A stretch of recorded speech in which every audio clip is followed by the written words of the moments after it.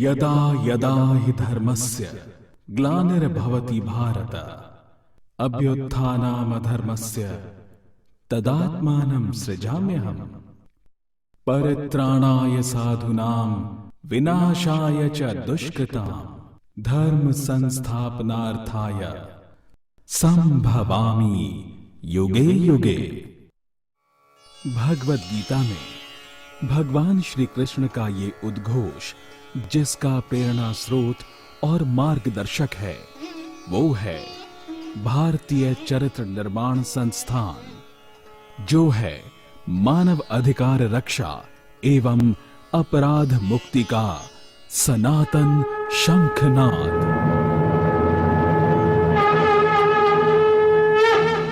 हमारा लक्ष्य है धर्म की स्थापना।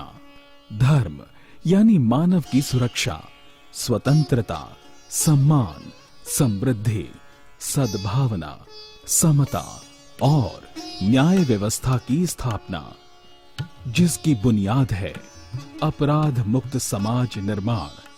क्योंकि इसके बिना धर्म की स्थापना और मानव अधिकारों की रक्षा किसी युग में संभव नहीं। अर्थात मानव अधिकारों की रक्षा और अपराध मुक्त समाज निर्माण ही सनातन और सार्वभौमिक धर्म की विधि है।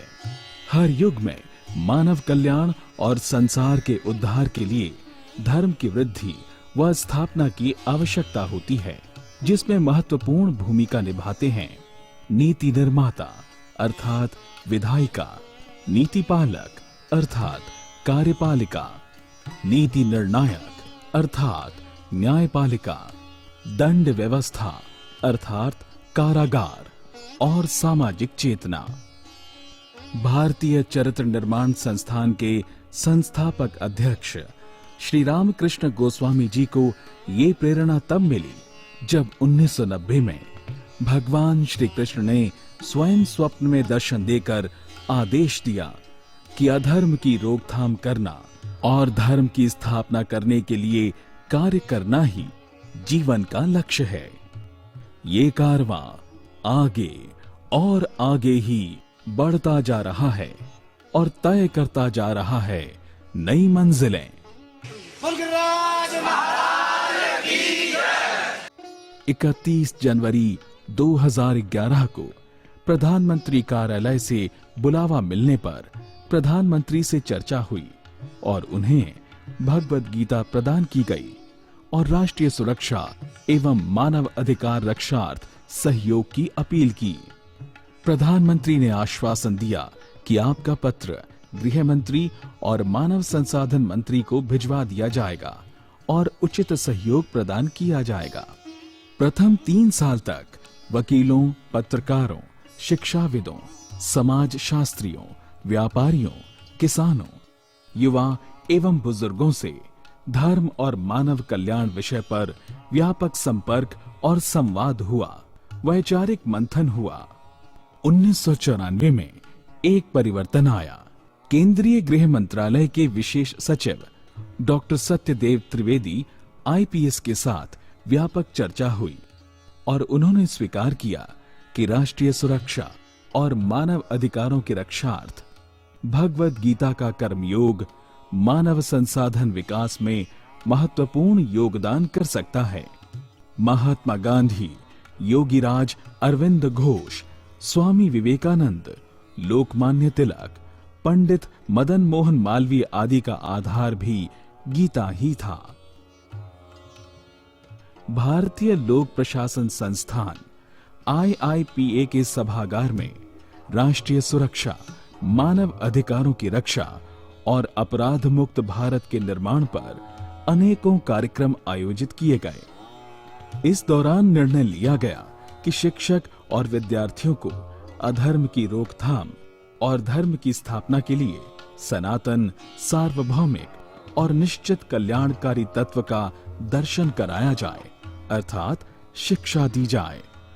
इस निर्णय के अनुसार देश के 35 स्कूलों में विद्यार्थियों और शिक्षकों के साथ भगवद गीता के कर्म विज्ञान के आधार पर व्यापक संवाद हुआ।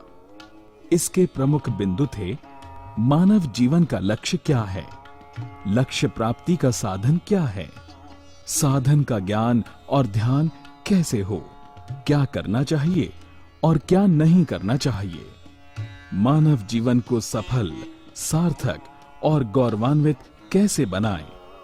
चरित्रहीन शिक्षा क्या विनाश की जननी नहीं है? चरित्र के पतन से क्या व्यक्ति अपराध कर्मों में संलिप्त नहीं होता? चरित्र निर्माण को जीवन के समग्र स्वरूप में समझने की आवश्यकता है।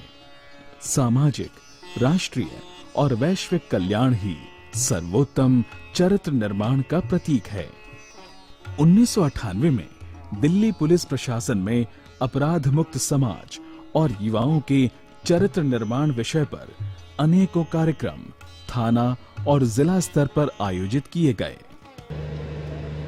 प्रॉब्लम ये होती है कि जब हमारे चरित्र में कहीं खोट होती है तो वो खोट हमारे कंडक्ट में सामने आती है। मई 1999 के दौरान विश्वविख्यात कारागार तिहाड़ दिल्ली के महानिदेशक श्री अजय अग्रवाल के साथ अपराध मुक्त समाज निर्माण और भगवद गीता के कर्म योग विषय पर व्यापक चर्चा हुई और मानवीय गौरव, आजादी एवं मानव अधिकारों की रक्षार्थ बंदियों के चरित्र और व्यवहार में सकारात्मक परिवर्तन हेतु कार्यक्रम शुरू हुए।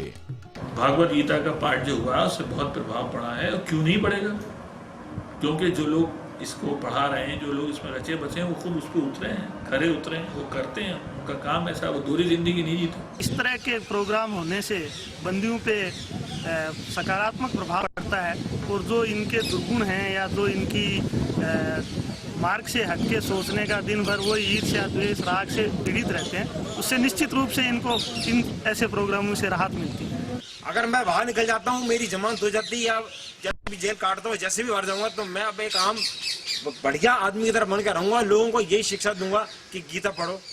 गीता पढ़ने से, कृष्ण जी के उपदेश से मुझे की शांति, अंदर को मन को शांति मिली है मेरे। जेल अधिकारियों ने बंदियों के चरित्र और व्यवहार में क्रांतिकारी परिवर्तनों को देखकर चरित्र निर्माण योजना को 30 नवंबर 2000 के दिन अपराध मुक्ति वैचारिक अभियान के रूप में मान्यता प्रदान कर दी। अपने अपने कर्तव्यों का पालन करो। अपने अपने कर्तव्यों का पालन करते हुए हम अपने समाज को सुव्यवस्थित रूप से चला सकते हैं। मीडिया किस तरह से इसको ध्यान साथ दे सकता है, एक ही बात कर सकते हैं कि ऐसी बात को प्रसारित न करें जिनसे अपराधियों का हौसला बढ़े, और प्रैक्टिकल वे में जिससे अपराधियों का हौसला बढ़े। ऐसी बात ज्यादा प्रसारित न हो, और ऐसी बात ज्यादा प्रसारित हो जिससे सदाचारियों का हौसला बढ़ता रहे। तिहाड़ जेल द्वारा प्रकाशित वार्षिक पत्रिका हेल्पिंग हैंड तिहाड़ मॉडल में सन 2000 से अपराध मुक्ति अभियान की वार्षिक रिपोर्ट प्रकाशित हो रही है। तिहाड़ जेल में मानव अधिकारों की रक्षा के इस अद्वितीय अभियान की सफलता के बाद देश के अन्य राज्यों ने भी बंदी कल्याणार्थ अपराध मुक्ति अभियान को स्वीकार किया, जिनमें प्रमुख हैं जम्मू कश्मीर, उत्तर प्रदेश, हरियाणा, राजस्थान, मध्य प्रदेश, महाराष्ट्र और गुजरात। आपका जो मेन टॉपिक था कि गीता में सारी बातें हैं, चाहे वो जज साहब हो, चाहे वो डॉक्टर हो, चाहे वो ऑर्डिनरी आदमी हो, उसके बारे में सब बात बताइए। तो जो बेसिक प्रिंसिपल है ह्यूमन राइट का, वो वही है कि जैसा व्यवहार मैं आपके साथ चाहता हूँ वैसा व्यवहार मैं आपके साथ करूँ। और दूसरा, अगर हर आदमी अपनी अपनी ड्यूटी प्रॉपरली डिस्चार्ज करे तो दूसरे का मानव अधिकार या उसका जो राइट है उसका हनन अपना आप ही कम होगा। इस अभियान के लिए कारागार को इसलिए चुना गया क्योंकि कारागार अपराध मुक्त समाज निर्माण की सनातन और अद्वितीय प्रयोगशाला है। सामाजिक, राष्ट्रीय और वैश्विक सुरक्षा व शांति का मंथन कारागार के अलावा और कहां हो सकता है, क्योंकि भगवान श्री कृष्ण का जन्म जेल में ही हुआ था। श्री कृष्ण कोई व्यक्ति नहीं है, अपितु एक दर्शन है, एक नीति, धर्म व सिद्धांत के महानायक हैं। भारतीय चरित्र निर्माण संस्थान मात्र एक साधारण एनजीओ नहीं है, ये एक अभियान है, एक मुहिम है जो मानव अधिकारों की रक्षार्थ भगवत गीता के महत्व को विभिन्न मंचों के माध्यम से उठाने में जुटा है। ये वो लोग हैं जिन्होंने गीता को आज की भाषा में, आज के परिप्रेक्ष्य में देखा है, अनुभव किया है, अपने जीवन में उतारा है और देखा, प्रयोग किया कि ये किस तरह से सफल हो सकती है, आपके जीवन को सफल बना सकती है। शिष्य और गुरु का संबंध क्या है? और गुरु सारथी भी हो सकता है और शिष्य राजा भी हो सकता है, जैसा हम गीता में पाते हैं। लेकिन एक बात जो मुझे लगी कि लगातार इतने लंबा संवाद, अर्जुन लगातार प्रश्न किए जा रहा है और कृष्ण कभी उसको डराते नहीं है। ये टीचर के लिए भी संदेश है और शिष्य के लिए भी संदेश है कि जब तक आपको समझ में न आए तब तक शिष्य को अपनी जिज्ञासा समाप्त नहीं करनी चाहिए। डर के मारे, भय के मारे चुप नहीं बैठ जाना चाहिए और अध्यापक को कभी उसे डराना नहीं चाहिए। मेरे पिताजी गीता को ठीक से समझते थे, पर यह बात सही है कि वो गीता का एक अध्याय बिना पाठ किए जल ग्रहण नहीं करते थे। मेरे साथ ऐसा कुछ नहीं है और मेरे लिए यह भी नहीं है कि गीता को मैं किसी एक जैसे पूज्य स्थान में बैठ कर के ही पढूं। अगर मेरी इच्छा होगी तो मैं अपने IIP के टेबल पर भी उसको पढ़ता हूं, मैं उसी दृष्टि से उसको देखता हूं। हर कोई चाहता है कि उसके परिवार में खुशी, समृद्धि और लक्ष्मी का आगमन होता रहे, लेकिन कम ही ऐसे लोग हैं जिन्हें ये सारी खुशियां नसीब होती हैं। इन सभी को पाने का एकमात्र स्रोत है भगवत गीता।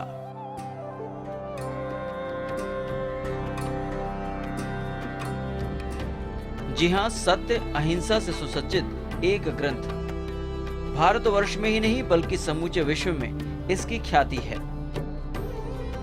इसी दिशा में भगवत गीता के द्वारा मार्गदर्शन कर रहा है भारतीय चरित्र निर्माण संस्थान। संस्थान के संस्थापक अध्यक्ष श्री रामकृष्ण गोस्वामी जी का दावा है कि उन्होंने गीता की सहायता से जेल के कैदियों को गीता का ज्ञान देकर खून, बलात्कार आदि के इल्जाम के मुलजिमों को सत्य की राह पर लाया है। और इसका एक उदाहरण है शिवा जाट।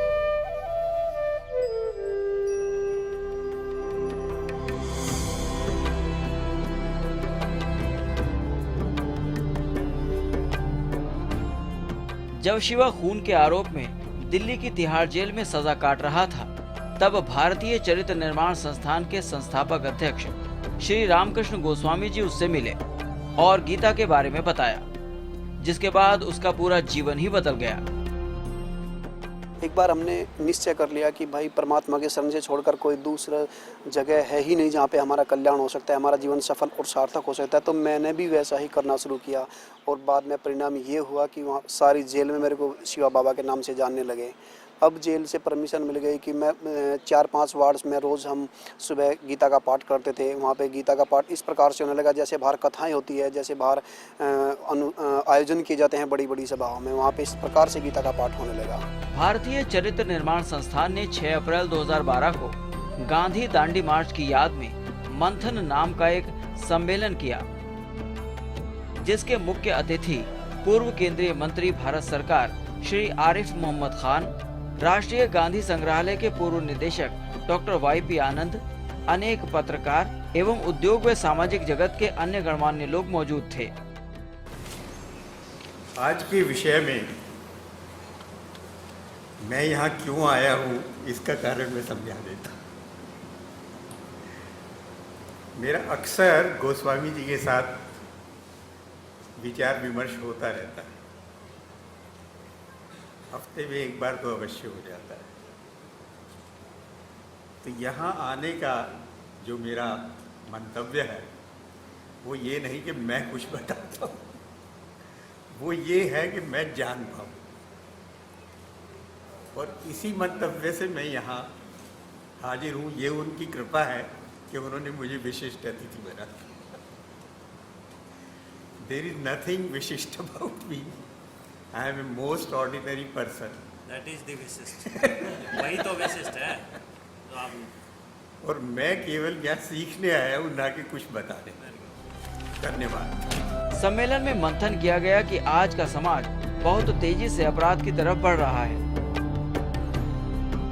मैं अगर अपने घर में गीता को एक ऊंची जगह पर प्रमुख स्थान देकर रोजाना गीता के सामने हाथ जोड़ूं, थोड़ी देर अगर हो सके तो कुछ गीता की आरती, गीता की तारीफ में।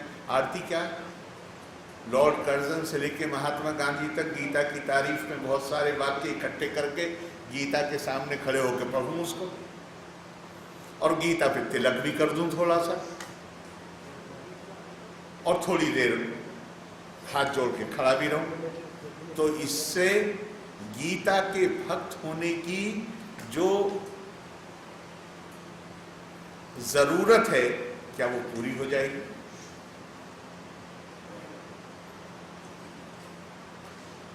गीता के भक्त होने के, जब महात्मा गांधी कहते हैं कि मैं भक्त हूं, तो इसका मतलब यह है कि महात्मा गांधी उस संदेश को समझने की कोशिश करते हैं और समझने के बाद उसके अनुसार अपना जीवन जीने की कोशिश करते हैं। वो भक्ति है।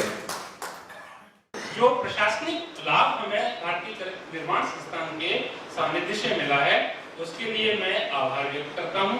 और बंदियों के अंदर भी जो विश्वास उनका व्यवस्था से जुड़ गया था, जो विश्वास उनके अंदर अपने आप से उठ गया था, उसके लिए एक नियमित दिनचर्या, एक आध्यात्म, एक ईश्वर में, एक विश्वास में, एक संदेश में जो पैदा उन्हें उत्पन्न हुआ है, उससे उनके स्वयं का दृष्टिकोण बदला है। भारतीय चरित्र निर्माण संस्थान को अपने तहे दिल से यही आभार मैं व्यक्त करता हूँ कि वो हमारी मेरी या हम जहाँ काम कर रहे हैं उन जेलों में अपनी मौजूदगी, अपनी नियमितता बढ़ाएं और राजस्थान की और जेलों को भी इसमें समाहित करें, सहयोग करें, प्रशासन का सहयोग करें, मानवता का सहयोग करें, समाज का सहयोग करें। अपराध मुक्त समाज निर्मित होगा और वो अपराध मुक्त समाज ही खुशहाल राष्ट्र का आधार होगा, और खुशहाल राष्ट्र हमारे संविधान, हमारी मानवता का आधार है। धन्यवाद। समाज के लोगों को मिलकर इसे रोकना होगा और गीता के कर्म विज्ञान के रास्ते पर चलकर लोगों को अपराध मुक्त समाज का निर्माण करना होगा।